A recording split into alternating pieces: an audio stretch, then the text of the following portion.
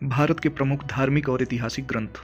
धार्मिक ग्रंथों में दोस्तों हमारे पास हैं 10, जिनको कि हम अच्छे से पढ़ते हैं। पहला है वेद, दूसरा है ब्राह्मण ग्रंथ, तीसरा है पुराण, चौथा है वेदांग, पांचवा है उपनिषद, छठा स्मृति ग्रंथ, सातवां धर्मसूत्र, आठवां अरण्यक, नौवां है जैन साहित्य और 10वां है बौद्ध साहित्य।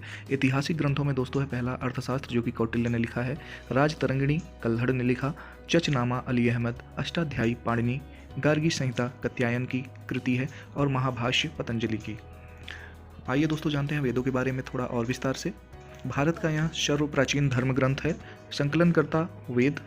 इसके संकलनकर्ता कौन है? महर्षि कृष्ण द्वैपायन वेदव्यास। वेदों के कितने प्रकार हैं? 4 प्रकार हैं, ऋग्वेद, सामवेद, यजुर्वेद और अथर्ववेद। आगे चलते हैं दोस्तों, ऋग्वेद के बारे में जानते हैं। ऋग्वेद क्या है? ऋचाओं के क्रमबद्ध ज्ञान को ही ऋग्वेद कहते हैं।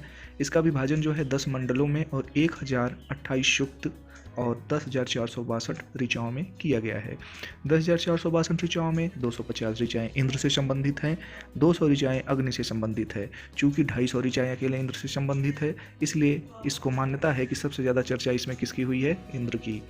और जानकारी इसके बारे में आते हैं दोस्तों, ये क्या क्या जानकारी देता है? आर्यों की राजनीतिक प्रणाली के बारे में और विश्वामित्र द्वारा रचित तीसरा मंडल है, जो कि सूर्य देवता सावित्री को समर्पित गायत्री मंत्र का वर्णन करता है। नेक्स्ट चलते हैं दोस्तों, 8वां मंडल है। 8वां मंडल में क्या है? हस्तलिखित ऋचाओं का वर्णन है इसमें। 9वां मंडल हमें बताता है सोम देवता के बारे में। वहीं 10वां मंडल चतुष्वर्ण समाज का विवेचना करता है, जिसमें 4 वर्णों का वर्णन किया गया है, और धर्मसूत्र जहां इनके कर्तव्यों का वर्णन किया गया है।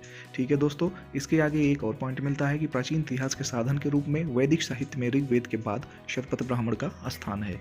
नेक्स्ट देखते हैं सामवेद। सामवेद क्या है? गाए जा सकने वाली ऋचाओं का संकलन है और इसे भारतीय संस्कृत का जनक भी माना जाता है। इसके पाठकर्ता को उद्धात्री बोलते हैं। ठीक है, यजुर्वेद को देखते हैं। यजुर्वेद में वैदिक कर्मकांड के नियमों का संकलन है।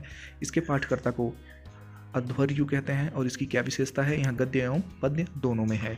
ठीक है दोस्तों, चौथा और लास्ट वेद है अथर्ववेद। सबसे आखिरी में रचित वेद है यह, और इसके रचयिता जो थे अथर्वा ऋषि थे।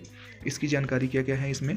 पहला, रोग निवारण, तंत्र मंत्र, जादू टोना, विवाह आदि का विवरण है। दूसरा, सामान्य मनुष्यों के विचार, विश्वास और अंधविश्वास भी इसमें दिए गए हैं।